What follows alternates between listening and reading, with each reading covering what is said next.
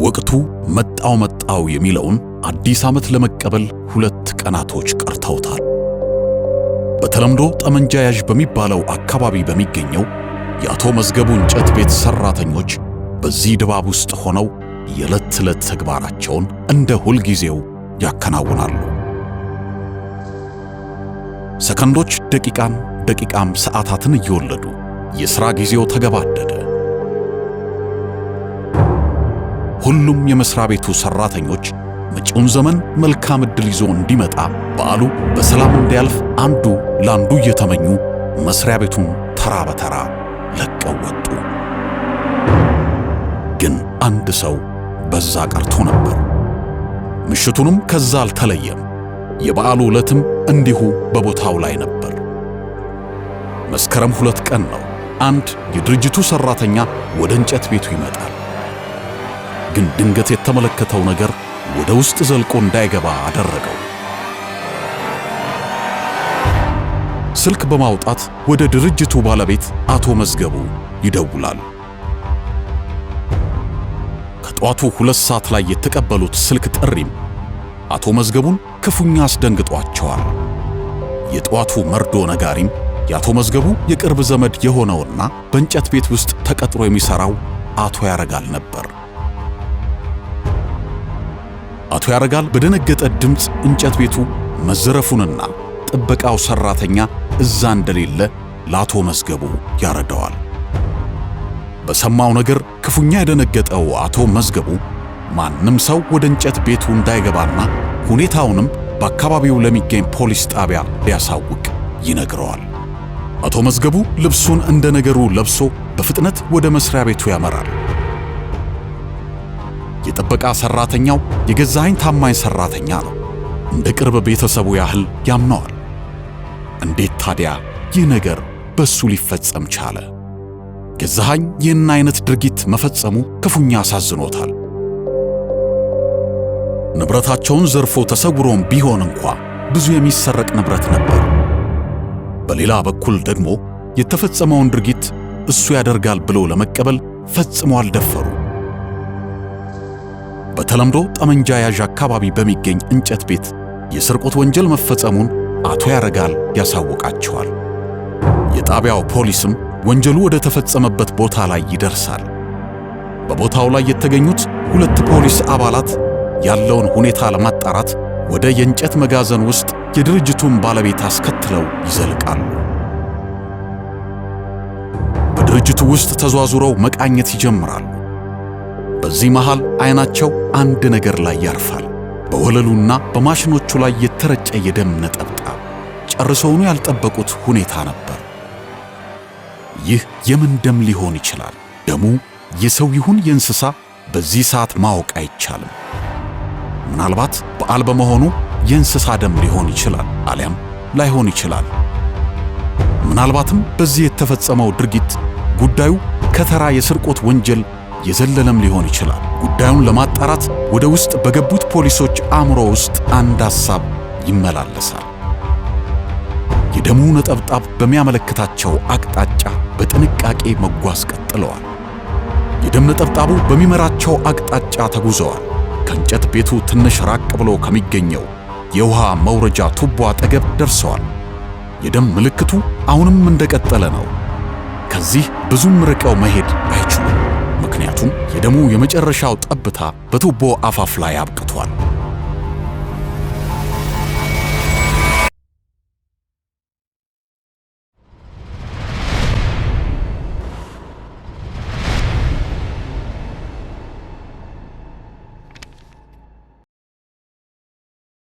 የኢቢኤስ 3ቱን ቻናሎች ማለትም ኢቢኤስ ኤችዲ፣ ኢቢኤስ ሲኒማና ኢቢኤስ ሙዚቃን በአዲስ አማራጭ በሮክ ቲቪ መከታተል እንደሚችሉ ያውቃሉ? የኢቢኤስ ቲቪን ልዩ ልዩ ተወዳጅ ፕሮግራሞች በኢቢኤስ ኤችዲ፣ ኢትዮጵያዊ ፊልሞችን በኢቢኤስ ሲኒማ እንዲሁም የሀገሩን ሙዚቃ በኢቢኤስ ሙዚቃ ቻናሎቹን 24 ሰዓት በቀጥታ በሮክ ቲቪ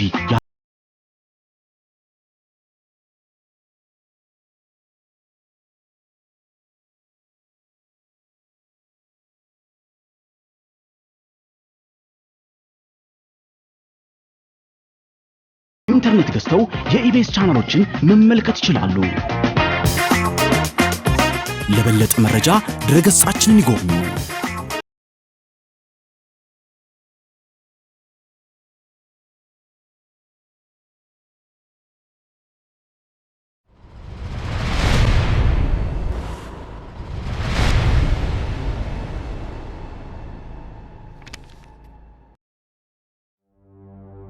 የደም ምልክቱ አሁንም እንደቀጠለ ነው።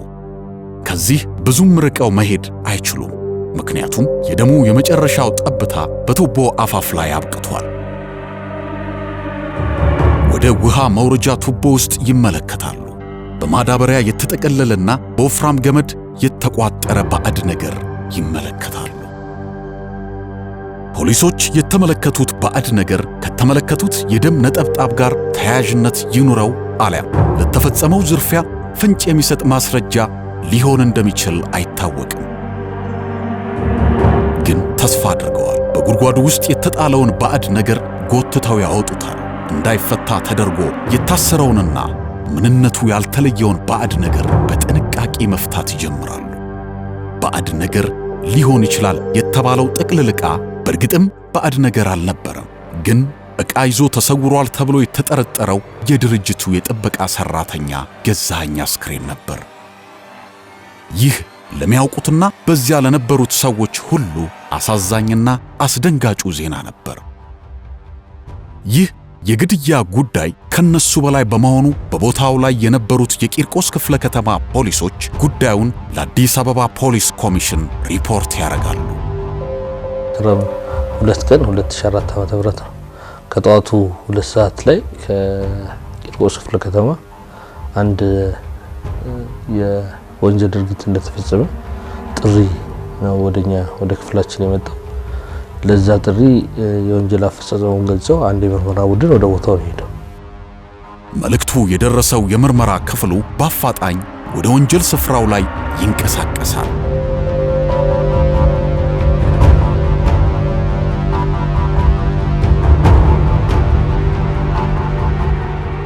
ቦታው ላይ ሲደረስ ያው በቂርቆስ ክፍለ ከተማ ቀበሌ 0203 ልዩ ቦታ ጠመንጃያዥ ትምህርት ቤት አካባቢ ካለ አንድ የብረታ ብረትና የእንጨት ስራ ድርጅት ውስጥ በጥበቃ ስራ ሲሰራ የነበረ ወጣት ከድርጅቱ ውጪ ባለ የውሃ መውረጃ ቱቦ ውስጥ ነው በብርድ ልብስ ተጠቅልሎ ህይወቱ አልፎ የተገኘው። የአሻራና የፎቶ ማስረጃ የማሰባሰብ ሥራ ያካሂዳሉ። በአሻራ ማንሳት ሂደቱ ላይ የቴክኒክ ባለሙያዎቹ ከሟች አሻራ የተለየ አንድ የሌላ ሰው አሻራን ያገኛሉ። የሟች አስክሬን ለተጨማሪ ምርመራ ወደ ዳግማዊ ምኒልክ ሆስፒታል እንዲላክ ይደረጋል። ቦታውን በመከለል በንቃትና በጥንቃቄ መቃኘታቸውን ይቀጥላሉ። ቀደም ሲል በእንጨት ቤት ውስጥ ከሚገኙት ቁሳቁሶች የቀለም መቀበያ ማሽን መጥፋቱን አረጋግጠዋል። ከዚህ ውጪ ግን ምንም አይነት ንብረት አልጠፋምም አልጎደለም። የእንጨትና የብረታ ብረት ስራ ድርጅት ውስጥ የጠፋው አንድ የቀለም መቀበያ ማሽን እንደሆነ ከድርጅቱ ባለቤት አረጋገጠ። ግን በቤት ውስጥ በርካታ ትግሎች እንደነበሩ የተለያዩ ቴክኒካል ማስረጃዎችን ሰበሰበ። በወቅቱ ይህ ሁኔታ የሚያሳየው ወንጀሉ በዘረፋ መልክ እንደተፈጸመ ለማስመሰልና አቅጣጫን ሊያስቀይር የሚችል በወንጀል ፈጻሚው ሰው የተቀነባበረ የሚመስል ነው። ግን እውነቱ ደግሞ ግድያው ሆን ብሎ እንደተፈጸመ ቁልጭ አድርጎ ያሳያል። ፖሊስ በመቀጠል በቦታው ላይ ከተሰበሰቡ የውጭ ሰዎችና ከድርጅቱ ሰራተኞች የእማኝነት ቃል ማሰባሰብና መረጃዎችን የማጠናከር ሥራን ያካሂዳሉ። የድርጅቱ ባለቤት አቶ ሰለሞንና ከ4 ዓመት በላይ ሟችን የሚያውቀው ከዚያም ባለፈ የቅርብ ጓደኛው የነበረው አቶ ከበደ ስለ ሟች የሚያውቁትን በሙሉ ለምርመራ ቡድኑ ይገልጻሉ። የድርጅቱ ባለቤትና የሟች ቀጣሪ የሆኑት ግለሰብ ሟች ታማኝና መልካም ሰራተኛ የሆነ እንዲህ አይነት ጠላት ፈጽሞ ሊኖረው ይችላል ተብሎ የማይታሰብና ከ3 ዓመት በላይ በሥራ ዓለም አብረው ሲያሳልፉ ከአንድም ሰው ጋር ጸብ ውስጥ ገብቶ የማያውቅና ድምፁ የማይሰማ ትሑት ሰው መሆኑን ይገልጻሉ። በጓደኛው መሞት ልቡን በሐዘን እንደተሰበረ የገለጸው የረጅም ዓመት የቅርብ ጓደኛው ከሆነው ከበደም ስለ ሟች ጓደኛው መልካምነትና የሚያውቀውን ይገልጻል። ጉዳዩም እስካልተያዘ ድረስ እንቅልፉን የማይተኛና አርፎም የማይቀመጥ መሆኑን በቁጭት እየገለጸ የጓደኛውን ገዳይ በፍጥነት አድነው እንዲይዙለት አጥብቆ ይማጸናል። ከጎናቸውም በመሆን እገዛ እንደሚያደርግላቸውም ቃሉን ይሰጣል። ሟች በሰው ስለመገደሉ እርግጠኛ የሚሆኑበትን የአስክሬኑን ምርመራ ውጤት በመጠባበቅ ላይ የነበረው የምርመራ ቡድን ከሟች የቅርብ ጓደኛ ከበደና ሌሎች ባሰባሰበው መረጃዎች በመነሳት የሟችን ገዳይ አድኖ ለመያዝ ክትትልና ምርመራውን ቀጥሎ ነበር። አስክሬኑ ላይ የደረሰው ጉዳትም ከባድ የሆነ በማጅራቱ አካባቢ ላይ ከባድ የሆነ የስለት አደጋ እንደሆነ ዳግማዊ ምኒልክ ሆስፒታል ካረጋገጠ በኋላ የአስክሬኑ ምርመራ ውጤትም ሟች በስለታም ብረት ከጀርባው ላይ ተወግቶ ሕይወቱ ማለፉን የሚያረጋግጥ የሕክምና ማስረጃ ይደርሳቸዋል። የወንጀሉ ማፈጻጸም ከሌላ ጊዜ ከሚፈጸሙ ወንጀሎች የተለየ ይሆናል። ምክንያቱም ዘረፋ ከሆነ በርካታ ንብረቶች አሉ፣ ሁሉም መዘረፍ አለባቸው። እነዛ ንብረቶች መውጣት ይችላሉ።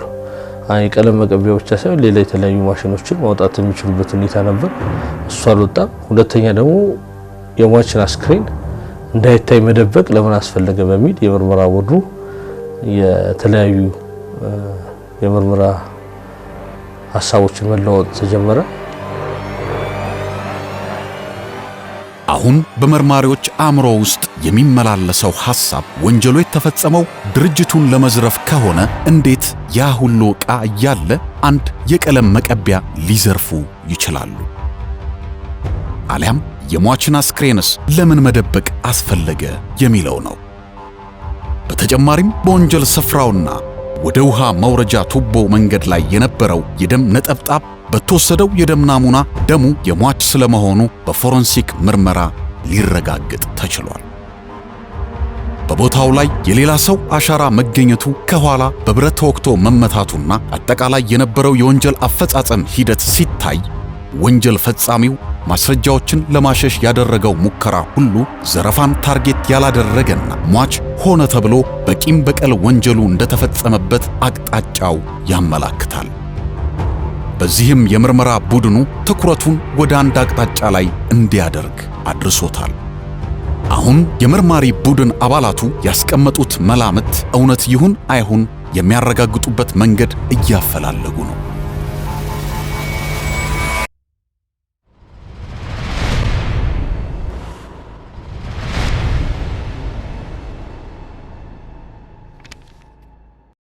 የኢቢኤስ ሶስቱን ቻናሎች ማለትም ኢቢኤስ ኤችዲ፣ ኢቢኤስ ሲኒማና ኢቢኤስ ሙዚቃን በአዲስ አማራጭ በሮክ ቲቪ መከታተል እንደሚችሉ ያውቃሉ? የኢቢኤስ ቲቪን ልዩ ልዩ ተወዳጅ ፕሮግራሞች በኢቢኤስ ኤችዲ፣ ኢትዮጵያዊ ፊልሞችን በኢቢኤስ ሲኒማ እንዲሁም የሀገሩን ሙዚቃ በኢቢኤስ ሙዚቃ ቻናሎቹን 24 ሰዓት በቀጥታ በሮክ ቲቪ ያለመ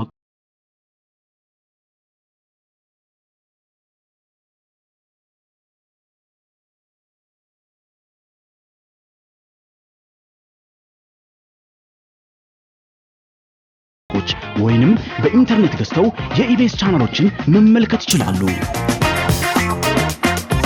ለበለጠ መረጃ ድረገጻችንን ይጎብኙ። ኢቢኤስ ቴሌቪዥን።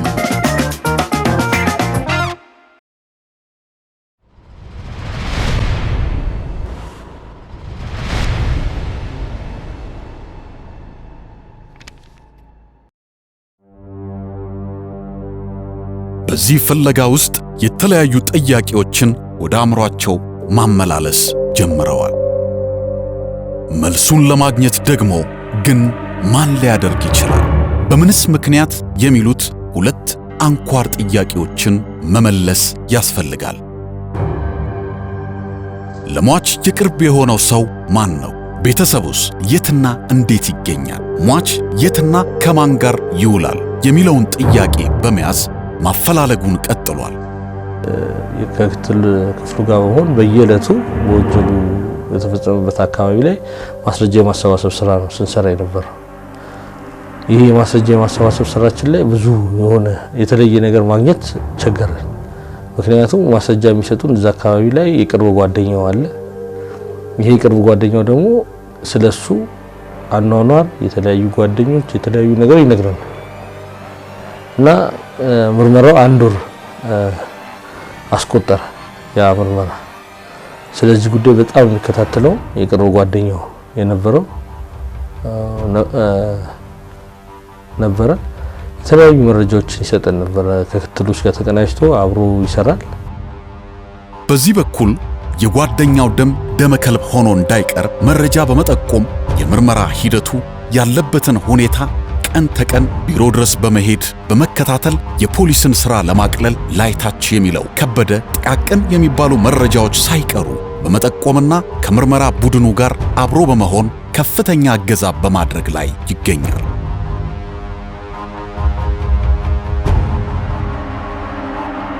ነገር ግን ምንም አይነት ፍንጭ ሳይገኝ ቀናቶችን ያስቆጥራሉ። በመቀጠል ቡድኑ ጉዳዩ ላይ ከመድረስ ይልቅ እየራቁ ያገኙትን ፍንጭ ወደ ማስረጃ ከመቀየር አንጻር መረጃዎቹ አቅጣጫዎቹን እያስቀየሩ ጉዳዩን ውስብስብ እያደረገባቸው መምጣት ይጀምራል። የዚህን ጉዳይ እያድፈነፈነ የሚያወሳስብባቸው ሁኔታው ምን እንደሆነ ለመረዳት በጥልቀት ማሰብ ይጀምራሉ። ከቀናቶች ባንድ የሟች ጓደኛ የሆነው ከበደ ወደ ፖሊስ ስልክ ደውሎ ያገኘውን መረጃ ለምርመራ ቡድኑ ይጠቁማል። የሟችን ጫማ ምናለሽ ተራ መንገድ ላይ ተዘርግቶ አየሁት የሚል ጥቆማውን የሰማው የምርመራ ቡድን በፍጥነት ወደ አካባቢው ይደርሳል። በቦታው ላይ ሲደርሱ ግን አለ የተባለውን የሟች ንብረት ሊያገኙ አልቻሉ።